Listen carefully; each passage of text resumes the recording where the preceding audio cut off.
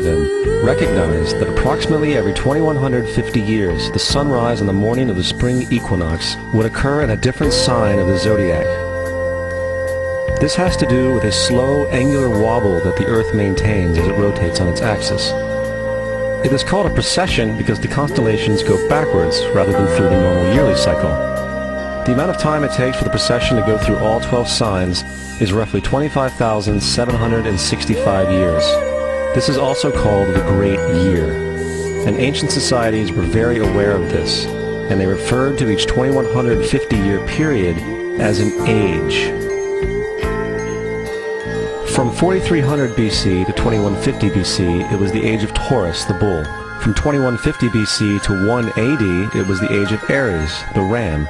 And from 1 AD to 2150 AD, it is the age of Pisces, the age we are still in to this day. And in and around 2150, we will enter the new age, the age of Aquarius. Now, the Bible reflects, broadly speaking, a symbolic movement through 3 ages while foreshadowing a 4th.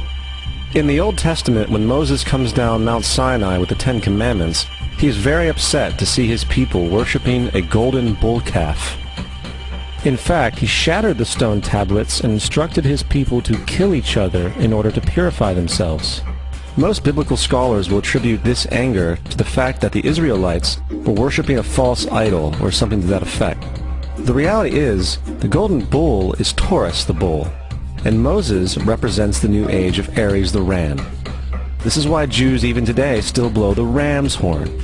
Moses represents the new age of Aries, and upon the new age, everyone must shed the old age. Other deities mark these transitions as well, such as Mithra, a pre-Christian god who kills the bull in the same symbology. Now Jesus is the figure who ushers in the age following Aries, the age of Pisces, or the 2 fish. Fish symbolism is very abundant in the New Testament. Jesus feeds 5,000 people with bread and 2 fish. When he begins his ministry walking along Galilee, he befriends 2 fishermen who follow him. And I think we have all seen the Jesus fish on the back of people's cars. Little do they know what it actually means. It is a pagan astrological symbolism for the sun's kingdom during the age of Pisces. Also, Jesus' assumed birth date is essentially the start of this age. At Luke 22:10, when Jesus is asked by his disciples where the next Passover will be after he is gone, Jesus replies, "Behold, when ye are entered into the city, there shall a man meet you, bearing a pitcher of water. Follow him into the house where he entereth in." This scripture is by far one of the most revealing of all the astrological references. The man bearing the pitcher of water is Aquarius, the water bearer, who is always pictured as a man pouring out a pitcher of water. He represents the age after Pisces, and when the sun, God's Son, leaves the age of Pisces, Jesus, it will go into the house of Aquarius, as Aquarius follows Pisces in the precession of the equinoxes. All Jesus is saying is that after the age of Pisces will come the age of Aquarius.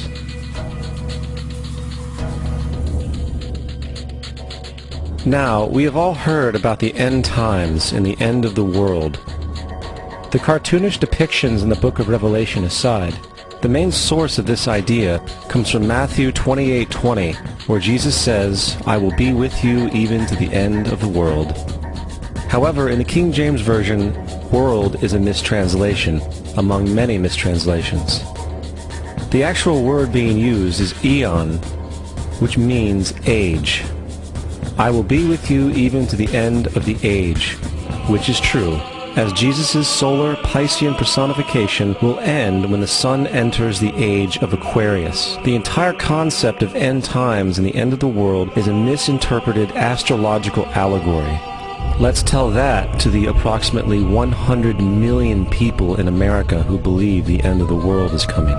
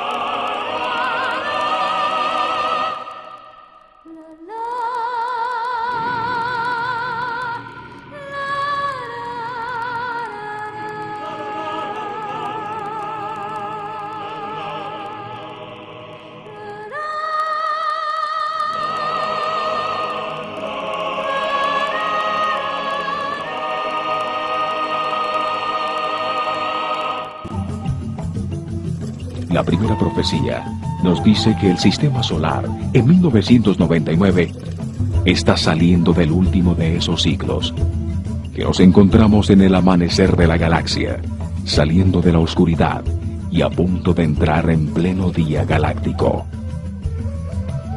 Dice que al final y al comienzo de estos ciclos, es decir, cada 5125 años, el sol central de la galaxia emite un rayo de luz muy intenso, es decir, brilla poderosamente, iluminando a todo el universo.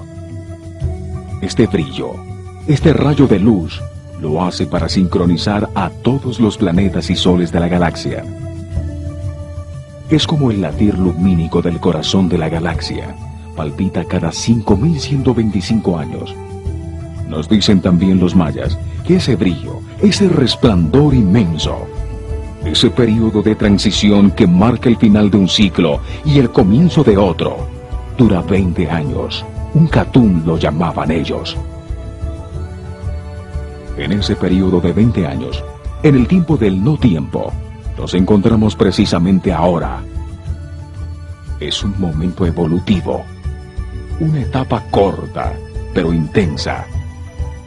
Dentro de los grandes ciclos, donde pasan cambios muy rápidos, para completar una experiencia o para impulsarnos hacia una nueva etapa de evolución como individuos y como humanidad.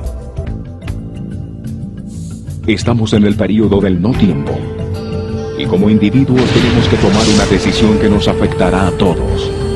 Si continuamos en este curso negativo de odio, los unos por los otros, de destrucción de la naturaleza, de miedo y egoísmo, iremos directo a la destrucción, de vuelta al caos. Desapareceremos como especie pensante del planeta.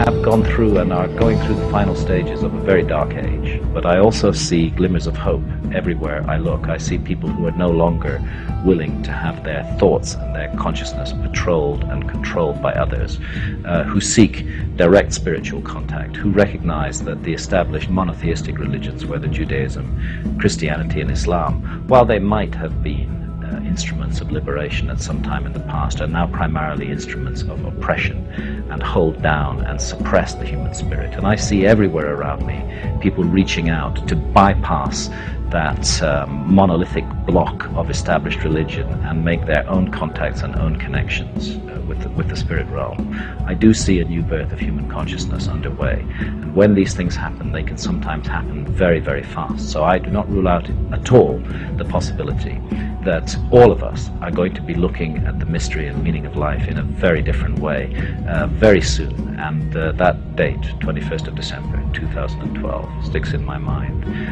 as one that is really worthy of consideration.